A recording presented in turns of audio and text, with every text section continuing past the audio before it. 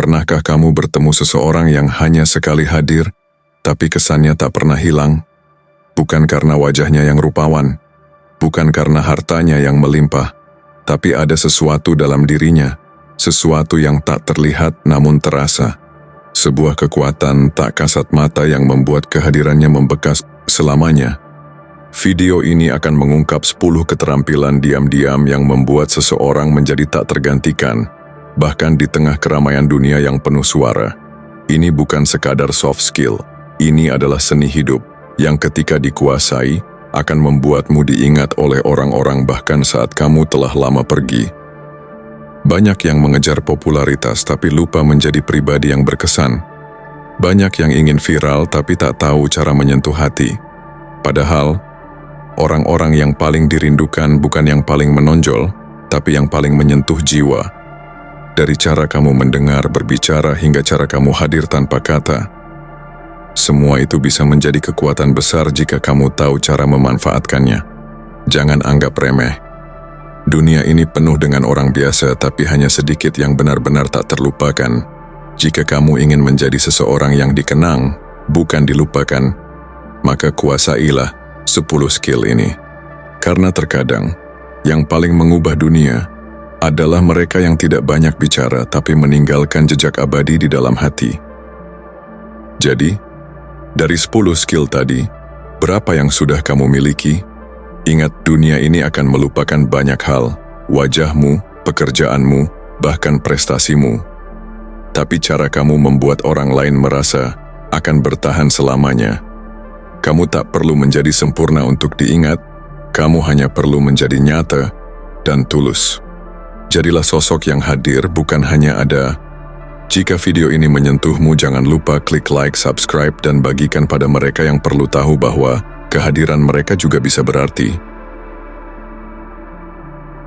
Pertama, menguasai keteguhan diri. Salah satu keterampilan paling dasar dan paling berpengaruh yang saya pelajari dari stoikisme adalah keteguhan diri. Di dunia yang penuh dengan ketidakpastian, kemampuan untuk tetap tenang dan tegar dalam menghadapi tantangan membuat kita menonjol. Ada saat-saat dalam hidup saya ketika semuanya terasa kacau. Masalah datang bertubi-tubi, dari pekerjaan hingga hubungan pribadi. Namun ketika saya menerapkan prinsip stoik untuk tetap teguh, saya mulai merasakan perubahan drastis. Keteguhan diri tidak hanya membuat kita terlihat kuat di mata orang lain, tetapi juga memberi mereka rasa aman ketika berada di sekitar kita. Mereka akan berpikir, jika dia bisa tetap tenang di tengah badai, mungkin saya juga bisa. Hal ini membuat kita tak terlupakan. Ketika kita tidak bereaksi berlebihan terhadap situasi, tetapi tetap tenang dan rasional, orang lain mulai mempercayai penilaian kita. Mereka mungkin tidak akan menyadari secara langsung, tetapi di dalam pikiran mereka, kita menjadi seseorang yang mereka kagumi dalam keheningan. Saat saya berusaha tetap teguh di setiap situasi, saya menyadari bahwa orang-orang mulai menghormati saya lebih dalam, dan mereka terus memikirkan saya. Bukan karena saya memaksa, tetapi karena ketenangan itu menjadi sesuatu yang mereka dambakan. Kedua, mengendalikan emosi secara bijaksana. Ketika emosi kita memegang kendali, kita menjadi budak dari dunia luar. Namun, salah satu pelajaran paling berharga dari stoikisme adalah kemampuan untuk mengendalikan emosi secara bijaksana. Saya ingat ketika dulu saya sering marah-marah atau merasa kesal tanpa sebab yang jelas. Reaksi saya seringkali melukai hubungan dan reputasi saya. Tetapi stoikisme mengajarkan saya untuk selalu mengambil jeda sebelum bereaksi. Ketika saya mulai berlatih untuk mengendalikan emosi, saya merasa mendapatkan kekuatan baru. Bukan berarti saya menekan perasaan, tetapi saya belajar untuk merespon dengan bijak. Misalnya, saat menghadapi kritik di tempat kerja, saya bisa saja langsung tersinggung dan bereaksi defensif. Tetapi dengan berlatih stoikisme, saya mulai menerima kritik dengan kepala dingin, mengambil pelajaran dari situ, dan merespons dengan penuh kesabaran. Mengendalikan emosi ini tanpa saya sadari menjadi sebuah kekuatan magnetis. Orang-orang di sekitar saya mulai menghargai ketenangan saya dan melihat saya sebagai seseorang yang bijaksana. Setiap kali saya tidak bereaksi berlebihan terhadap situasi sulit, mereka seolah berpikir, bagaimana dia bisa begitu tenang? Inilah yang membuat mereka terus memikirkan saya. Emosi yang terkontrol membuat kita tidak hanya lebih dihormati, tetapi juga lebih diingat. Mengendalikan emosi bukan berarti menahan perasaan, tetapi memberi diri kita ruang untuk berpikir sebelum bertindak. Ini adalah keterampilan yang mengesankan bagi siapapun yang mengamatinya, dan secara alami orang akan mulai terkesan dan menghargai Anda lebih dalam. 3. Berbicara dengan ketulusan dan makna. Salah satu hal yang saya pelajari dari Stoikisme adalah kekuatan kata-kata yang diucapkan dengan ketulusan. Sebelum saya memahami filosofi ini, saya sering berbicara tanpa berpikir, membuang kata-kata tanpa memikirkan dampaknya. Tetapi kemudian saya menyadari bahwa setiap kata memiliki bobot dan dapat mempengaruhi bagaimana orang memandang kita. Stoikisme mengajarkan saya untuk hanya berbicara ketika saya memiliki sesuatu yang bermakna untuk dikatakan. Dengan menguasai seni berbicara secara tulus, saya memperhatikan bahwa percakapan menjadi lebih dalam dan bermakna. Saya tidak lagi berbicara hanya untuk mengisi keheningan, melainkan berbicara untuk menyampaikan ide atau perasaan yang benar-benar penting. Orang-orang mulai memandang saya sebagai seseorang yang bijak, bukan karena saya banyak bicara, tetapi karena setiap kata yang keluar dari mulut saya memiliki nilai. Ketulusan ini memengaruhi bagaimana orang mengingat saya. Mereka tahu bahwa setiap kali saya berbicara, ada sesuatu yang berharga yang bisa mereka ambil. Mereka mulai mempercayai saya lebih dalam dan menghormati opini saya. Ketika Anda berbicara dengan kejujuran dan makna, orang-orang akan terus memikirkan kata-kata Anda, bahkan setelah percakapan selesai. Itu adalah kekuatan yang membuat Anda tetap hidup dalam pikiran mereka. Dalam hidup saya, berbicara dengan ketulusan tidak hanya memperkuat hubungan saya dengan orang-orang di sekitar, tetapi juga membuat saya dihormati sebagai seseorang yang jujur dan autentik. Dan ini membuat saya terus diingat, bukan karena saya berusaha, tetapi karena saya memberikan sesuatu yang layak untuk diingat. Keempat, memberi tanpa mengharapkan balasan. Memberi adalah salah satu tindakan paling kuat yang dapat kita lakukan. Tetapi Stoikisme mengajarkan kita untuk memberi tanpa mengharapkan apapun sebagai balasannya. Dulu saya selalu berpikir bahwa jika saya membantu seseorang, pasti ada sesuatu yang akan saya dapatkan kembali. Tetapi saat saya memahami ajaran Stoik, saya mulai menyadari bahwa tindakan memberi seharusnya bebas dari keinginan untuk menerima. Memberi adalah hadiah itu sendiri. Ketika saya mulai menerapkan prinsip ini, saya merasa ada perubahan signifikan dalam cara orang melihat saya. Saya membantu tanpa pamrih, dan ini meninggalkan kesan yang mendalam pada mereka. Saya ingat membantu seorang rekan kerja dengan proyek yang sangat sulit, dan ketika mereka berterima kasih, saya hanya tersenyum dan berkata bahwa saya senang bisa membantu. Tidak ada ekspektasi di sana, dan sikap ini membuat orang lain merasa nyaman di sekitar saya. Tanpa disadari, ketika kita memberi dengan tulus, kita menciptakan hubungan yang lebih mendalam. Orang-orang tidak hanya mengingat kita karena apa yang kita lakukan untuk mereka, tetapi karena sikap kita yang murah hati tanpa mengharapkan imbalan. Ini adalah cara untuk terus berada di benak mereka, bukan karena kita memaksakan diri, tetapi karena kita memberi dengan penuh hati. Saya telah melihat bagaimana tindakan memberi tanpa pamrih ini membuat orang lain lebih menghargai saya, dan mereka cenderung memikirkan saya lebih sering, terutama ketika mereka berada dalam situasi di mana mereka membutuhkan bantuan. Mereka ingat bahwa saya pernah membantu mereka tanpa meminta apapun, dan itulah yang membuat saya terus dikenang. Kelima, menjadi pendengar yang bijak. Di dunia yang bising dan penuh dengan ego, menjadi pendengar yang bijak adalah keterampilan yang luar biasa. Sebelum saya benar-benar menghayati Stoikisme, saya sering mendapati diri saya terlalu sibuk dengan pikiran dan pandangan sendiri saat orang lain berbicara. Saya cenderung menunggu giliran saya untuk bicara, bukannya benar-benar mendengarkan. Namun Stoikisme mengajarkan saya betapa pentingnya menjadi pendengar yang benar-benar hadir. Ketika saya mulai melatih diri untuk mendengarkan dengan hati yang terbuka, saya merasakan perubahan luar biasa dalam hubungan saya dengan orang-orang di sekitar. Mereka merasa lebih dihargai dan dipahami. Saya tidak hanya mendengarkan kata-kata mereka, tetapi juga mencoba memahami apa yang mereka rasakan dan alami. Mendengarkan bukan hanya tentang telinga, tetapi juga tentang hati yang terbuka dan pikiran yang tidak tergesa-gesa untuk bereaksi. Orang-orang mulai menghormati saya karena saya mampu mendengarkan tanpa menghakimi, tanpa memberikan saran yang tidak diminta, dan hanya hadir untuk mereka. Ini membuat mereka merasa nyaman di sekitar saya, dan tanpa sadar, mereka akan terus memikirkan saya setiap kali mereka merasa didengarkan. Keterampilan ini membuat saya menjadi sosok yang diandalkan dalam kehidupan banyak orang. Menjadi pendengar yang bijak bukan berarti Anda harus selalu memberikan jawaban atau solusi. Terkadang kehadiran yang tulus dan mendengarkan sepenuh hati sudah cukup untuk membuat orang merasa didukung. Ketika Anda menjadi pendengar yang baik, Anda menciptakan hubungan emosional yang lebih dalam, dan ini adalah sesuatu yang membuat orang lain terus mengingat Anda.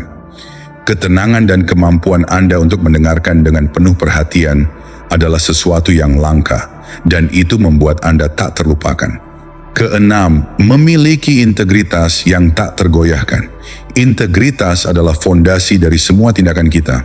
Saya belajar bahwa tanpa integritas, kata-kata dan tindakan kita akan kehilangan maknanya. Dalam kehidupan saya sering dihadapkan pada pilihan-pilihan yang bisa menggoda saya untuk mengambil jalan pintas atau mengabaikan nilai-nilai yang saya yakini. Namun, stoikisme mengajarkan saya bahwa integritas bukanlah sesuatu yang bisa ditawar. Anda harus menjadi orang yang jujur, baik ketika orang lain melihat maupun ketika tidak ada yang mengawasi. Dengan mempraktikkan integritas yang tak tergoyahkan, saya melihat bagaimana orang-orang mulai mempercayai saya lebih dalam. Mereka tahu bahwa saya akan berpegang teguh pada prinsip saya, apapun situasinya. Ini menciptakan kesan yang kuat di benak mereka. Mereka tahu bahwa saya adalah seseorang yang dapat diandalkan, dan ini membuat saya tetap berada dalam pikiran mereka bahkan saat saya tidak ada. Ada sebuah momen di mana saya dihadapkan pada situasi sulit di tempat kerja. Saya bisa saja memalsukan laporan untuk mendapatkan hasil yang lebih cepat. Tetapi saya memilih untuk tetap jujur meskipun itu berarti lebih banyak pekerjaan. Tindakan kecil ini mungkin tampak sepele, tetapi bagi rekan kerja saya, ini meninggalkan kesan yang mendalam. Mereka mulai melihat saya sebagai seseorang dengan integritas, dan itu membuat saya lebih dihormati. Integritas adalah kekuatan yang diam-diam, tetapi sangat berpengaruh. Ketika Anda dikenal sebagai orang yang berpegang pada prinsip-prinsip Anda, orang lain akan selalu memikirkan Anda dalam konteks yang positif. Anda menjadi seseorang yang mereka percayai, dan ini menciptakan hubungan yang bertahan lama, bahkan dalam pikiran mereka. Integritas tanpa Anda sadari akan membuat Anda menjadi sosok yang terus diingat. Ketujuh, menghargai waktu orang lain. Salah satu pelajaran paling mendalam yang saya pelajari dari stoikisme adalah tentang menghargai waktu, baik waktu kita sendiri maupun waktu orang lain. Dalam dunia yang sibuk ini, waktu adalah komoditas paling berharga. Sebelum saya benar-benar memahami pentingnya hal ini, saya sering menganggap enteng janji dan pertemuan. Berpikir bahwa keterlambatan kecil atau ketidakseriusan terhadap komitmen tidak akan terlalu berpengaruh. Tapi saya salah. Ketika saya mulai menghargai waktu orang lain, saya melihat perubahan besar dalam cara mereka memperlakukan saya. Setiap kali saya menepati janji, datang tepat waktu, atau bersikap efisien dalam berinteraksi, orang-orang mulai mengapresiasi kehadiran saya lebih dalam. Saya menyadari bahwa ketika kita menghargai waktu orang lain, kita juga menghargai diri kita sendiri. Orang lain merasa dihormati karena mereka tahu bahwa saya tidak hanya datang untuk mengisi ruang, tetapi benar-benar berkomitmen. Suatu hari saya terlambat untuk sebuah pertemuan penting. Itu mungkin hanya keterlambatan 5 menit, tapi saya melihat dampaknya. Rekan kerja saya tampak kecewa dan perasaan itu terbawa sepanjang rapat. Sejak saat itu saya berjanji untuk tidak meremehkan waktu orang lain lagi. Stoikisme mengajarkan saya bahwa menghargai waktu adalah bentuk penghormatan paling dasar. Tidak hanya kepada orang lain tetapi juga kepada diri kita sendiri. Sejak saya mulai menepati waktu dan menghargai komitmen, orang-orang mulai memperhatikan. Mereka lebih mempercayai saya karena saya tidak hanya menepati janji dalam kata-kata, tetapi juga dalam tindakan. Dan dengan begitu saya mulai membangun reputasi sebagai seseorang yang dapat diandalkan, yang berharga, dan yang selalu memberikan nilai dalam setiap interaksi. Tanpa disadari, orang-orang terus memikirkan saya sebagai sosok yang konsisten dan dapat dipercaya. Kedelapan, menunjukkan empati yang autentik. Di dalam setiap interaksi, empati adalah jembatan yang menghubungkan kita dengan orang lain. Namun empati sejati adalah empati yang datang tanpa agenda, tanpa keinginan untuk mendapatkan apapun kembali. Ini adalah salah satu keterampilan yang Stoikisme ajarkan kepada saya, untuk merasakan dan memahami perasaan orang lain tanpa terjebak dalam drama emosi mereka. Saya belajar bahwa empati yang autentik bisa memberikan dampak besar dalam kehidupan orang lain. Ketika saya benar-benar mendengarkan masalah atau kekhawatiran seseorang dengan hati terbuka, mereka merasa dilihat dan dihargai.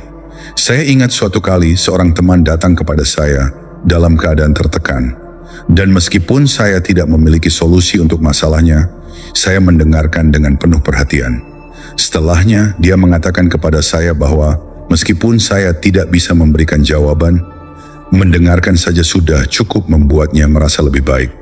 Empati seperti ini meninggalkan jejak dalam pikiran orang lain. Mereka tidak akan selalu mengingat apa yang Anda katakan, tetapi mereka akan selalu mengingat bagaimana Anda membuat mereka merasa. Saat kita menunjukkan empati yang tulus, kita menciptakan koneksi yang lebih dalam. Dan itulah yang membuat orang lain terus memikirkan kita. Bukan karena kita mencoba memaksa mereka untuk mengingat, tetapi karena kita telah menjadi bagian penting dari momen mereka. Di dunia yang sering kali keras dan penuh tekanan, menjadi seseorang yang bisa hadir dengan empati adalah hal yang langka dan sangat dihargai. Orang-orang akan mengingat Anda sebagai seseorang yang membuat mereka merasa dipahami dan didukung, dan inilah yang membuat mereka terus memikirkan Anda, bahkan lama setelah interaksi itu selesai. Kesembilan, memelihara ketekunan dalam tindakan. Ketekunan adalah salah satu ciri yang sangat dihargai dalam Stoikisme. Filosofi ini mengajarkan kita untuk terus maju, meskipun ada rintangan, untuk tetap berusaha mencapai tujuan tanpa mengeluh tentang kesulitan yang dihadapi. Ketika saya mulai mempraktikkan ketekunan dalam hidup saya melihat bagaimana hal ini tidak hanya memengaruhi keberhasilan pribadi, tetapi juga bagaimana orang lain memandang saya. Ada saat-saat dalam hidup saya ketika tampaknya semua pintu tertutup, ketika kegagalan terus datang bertubi-tubi. Namun alih-alih menyerah, saya memilih untuk terus melangkah maju dengan tekad yang kuat. Stoikisme mengajarkan bahwa kita tidak bisa selalu mengendalikan hasil, tetapi kita bisa mengendalikan usaha yang kita lakukan. Ketika orang lain melihat betapa gigihnya saya dalam menghadapi tantangan, mereka mulai mengagumi ketekunan itu. Sikap gigih ini tanpa disadari menjadi inspirasi bagi orang lain. Mereka melihat bahwa saya tidak menyerah begitu saja ketika dihadapkan pada kesulitan. Ketekunan saya menjadi bukti bahwa jika kita cukup kuat untuk bertahan, kita bisa mengatasi segala rintangan. Tanpa saya sadari, orang-orang mulai memikirkan saya setiap kali mereka menghadapi tantangan mereka sendiri. Karena mereka melihat bahwa saya adalah contoh nyata dari ketekunan dalam aksi. Ketekunan tidak hanya membantu kita mencapai tujuan pribadi, tetapi juga meninggalkan kesan yang mendalam pada orang lain.